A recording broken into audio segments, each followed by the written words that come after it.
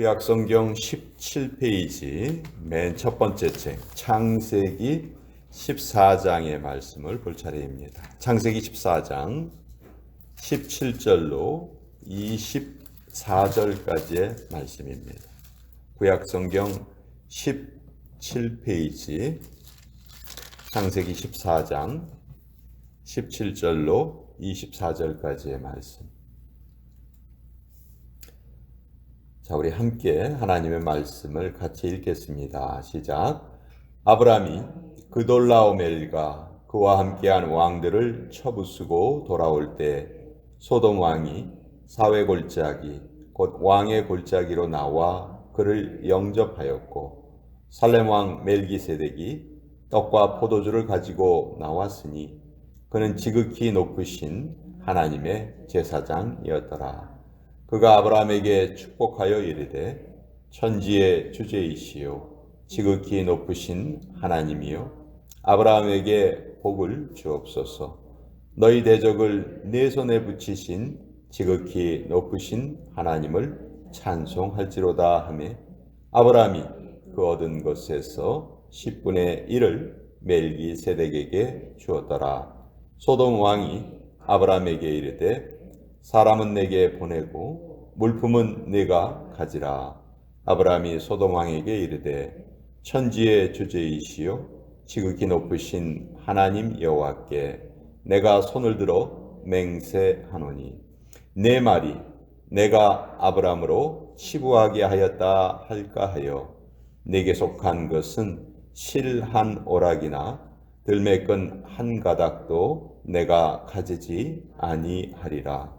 오직 젊은이들이 먹은 것과 나와 동행한 아넬과 에스골과 마므레의 분깃을 제할지니 그들이 그 분깃을 가질 것이니라. 하나님의 말씀입니다. 아멘. 자, 오늘 창세기 14장은요 성경에 기록된 최초의 전쟁 이야기인데요. 사해를 중심으로 해서 그 위에 있는 연합군과 그 아래에 있는 연합군이 전쟁을 벌이게 됩니다. 그 와중에 아브라함을 떠나서 소돔과 고모라 지역에서 살던 조카 롯이 붙잡혀 가게 돼요. 그 소식을 듣고 아브라함이 이제 자기 집에서 자기가 양성한 그 군사 318명을 이끌고 가서 그 조카 롯을 구해오는 그런 장면입니다. 조카 롯을 구한 것뿐만이 아니고 전쟁에서 승리했던 그 북쪽 연합군도 다 물리치고 돌아온 거예요. 그러니까 아브라함이 개입하기 이전에 그 북쪽 연합군에게 패했던 남쪽 연합군들이 너무 기뻐하는 거죠. 그래서 자기네들은 졌던 전쟁인데 갑자기 아브라함이 나타나서 그 전쟁을 승리로 바꾸어주고 또 수많은 그 노략물들을 다 가지고 돌아온 거예요. 그래서 오늘 이제 그 얘기가 진행이 되는데 멜기세덱이라는 아주 신비한 인물이 오늘 이제 성경에 등장해요. 이 멜기세덱은 너무너무 신비한 인물이에요. 창세기 14장에 한번 딱 나타났다가 그 이후로 쑥 사라져요. 멜기세덱이 등장한 적이 없어요. 그러다가 다윗의 시편에 딱 한 번 또 나타나요. 너는 멜기세덱의 반차를 따르는 제사장이라. 그 한 구절이 또 나오고, 그리고 신약 성경의 마지막 부분이 히브리서 이제 5장하고 7장에 멜기세덱에 대한 설명이 아주 간단하게, 그것도 아무리 읽어봐도 멜기세덱이 누구인지 우리가 좀 이해하기가 좀 어려워요. 그래서 오늘은 이 멜기세덱을 중심으로 또 아브라함이 사실 아브라함의 여기에 큰 마음의 변화가 나타나는데 멜기세덱으로 인한 변화가 있어요. 그것을 우리가 함께 살펴보는 그런 시간을 좀 갖도록 하겠습니다. 자, 전쟁에서 이기고 돌아온 아브라함은 정말 의기양양해서 돌아왔어요. 여러분, 318명의 군사로 그 다섯 나라, 여섯 나라, 다섯 부족, 여섯 부족의 연합군과 싸워서 이겼다. 이게 일반적인 일인가요? 뭐 아브라함의 사람들은 무슨 최신식 무기를 가지고 있고 상대방은 맨손으로 싸우고 아마 그래도 이런 승리를 얻기가 어려울 거예요. 그러니까 이것은 하나님께서 개입해 주신 그런 전쟁이라는 것을 우리가 이미 이런 내용을 통해서도 알 수가 있죠. 자, 아브라함은 여기에서 몇 가지 승리를 거두는데 첫째는 자기 자신과의 싸움에서 이겨요. 무슨 얘기냐 하면 롯이 아브라함과 헤어질 때 모습을 잘 알죠. 둘 다 이제 가축이 많아지니까 목자들끼리 싸웠잖아요. 그때 아브라함이 뭐라고 제안을 합니까? 네가 먼저 땅을 택해라. 네가 오른쪽으로 가면 내가 왼쪽으로 갈 것이고 네가 왼쪽으로 가면 내가 오른쪽으로 갈 것이다. 그때 조카 롯이 사양 한번 하지 않아요. 그렇죠? 냉큼 난 저쪽 소돔 땅으로 가겠습니다. 사해 쪽으로 가겠습니다. 그렇게 이제 결정을 하고 떠났죠. 사실 아브라함이 숙부고 롯은 조카잖아요. 숙부와 조카 사이는 어떻게 보면 아버지와 아들 사이나 비슷하잖아요. 그만큼 나이 차이도 있고 그런 경우에 아브라함의 마음이 상당히 좀 섭섭했을지도 몰라요. 우리 그런 느낌이 들 수 있지 않겠어요? 자식, 내가 너를 하란에서부터 데리고 와서 지금 이렇게 우리가 잘 살게 된 게 네 힘으로만 이루어진 게 아닌데 하는 그런 섭섭한 마음이 있을 수 있었겠죠. 조카 롯이 이 전쟁의 와중에서 붙잡혀갔다는 소식을 듣고 아브라함이 어쩔 수 없는 일이다 하고 체념할 수도 있었을 거예요. 근데 아브라함이 여기서 그 조카 롯을 구하러 갑니다. 이것은 조카에 대한 그 섭섭한 마음 이런 것을 다 뛰어넘었다는 것이죠. 자기 자신과의 싸움에서 아브라함은 이미 이긴 거예요. 자기 자신과의 그 섭섭한 마음 그거는 둘째고 지금은 일단 내 조카 롯을 구해야 한다. 내가 조카 롯을 데리고 하란 땅을 떠나서 가나안 땅으로 데려올 때에는 내가 그의 일생을 돕겠다는 마음이 있었기 때문에 온 것 아닌가. 그러니 내가 그를 도와야 되겠다. 그 마음이 이긴 거예요. 자기 자신과의 싸움에서 이겼다는 것이죠. 그리고 실제 전쟁에서도 이겼어요. 318명이라는 적은 숫자로. 물론 한 사람이 318명의 군사를 집에서 먹이고 그들을 양성했다 하는 것도 사실 작은 일은 아니에요. 그렇죠? 우리 집에 한 세 사람만 우리가 다른 식구들 먹이려고 한번 생각해 보세요. 엄청나게 일이 많을 거예요. 근데 318명이나 되는 사람들을 그 사람들을 개인적으로 양성했다는 것은 이미 아브라함이 그 당시에 거대한 그런 족장의 면모를 갖추고 있었다는 것이죠. 그렇지만 그 연합군과는 상대가 되지 않는 상황이었음에도 불구하고 하나님께서 개입하셔서 큰 승리를 주셨다는 것이죠. 자, 그러고 의기양양해서 돌아올 때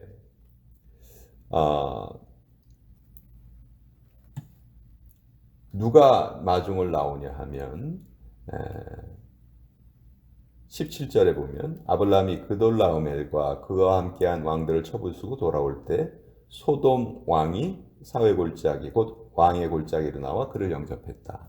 아브라함을 누가 영접하러 나왔냐면 소돔 왕이 영접하러 나오고요. 또 멜기세덱이 아브라함을 맞이하기 위해서 나옵니다. 근데 소돔 왕은 그냥 나왔어요. 그냥 나왔는데 멜기세덱은 무엇과 무엇을 가지고 나왔죠? 떡과 포도주를 가지고 나옵니다. 전쟁을 마친 후에 얼마나 지쳤을까 배려하는 마음이 멜기세덱에게 배려하는 마음이 훨씬 더 크다는 것을 알 수가 있죠. 예. 그리고 19절에 보면 그가 아브라함을 축복합니다.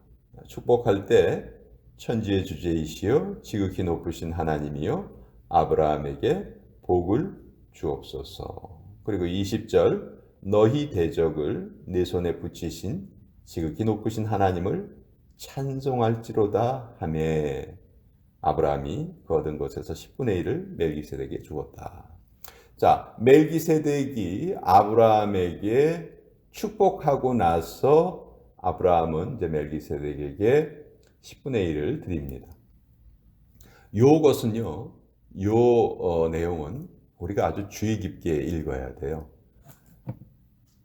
제가 말씀드린 것처럼 아브라함은 적은 군사로 큰 군대를 무찌르고 돌아왔기 때문에 너무너무 의기양양했어요. 그때 이 멜기세덱이 이 승리는 네가 잘해서 얻은 승리가 아니고 하나님께서 함께 하신 것이다 하는 것을 확실하게 알려주십니다. 그리고 이때 아브라함은 정확하게 하나님의 은혜를 다시 한번 깨달아요. 그리고 그 얻은 노량물의 10분의 1을 하나님께 드리죠. 그러니까 아브라함은 세 번째 승리가 뭐냐면 물질로부터의 승리예요. 첫째는 자기 자신에서의 승리, 둘째는 실제 전쟁에서의 승리, 세 번째는 물질의 유혹으로부터의 승리. 만약 멜기세덱을 만나지 않았다면 아브라함이 이런 결단을 하지 못했을 수도 있어요.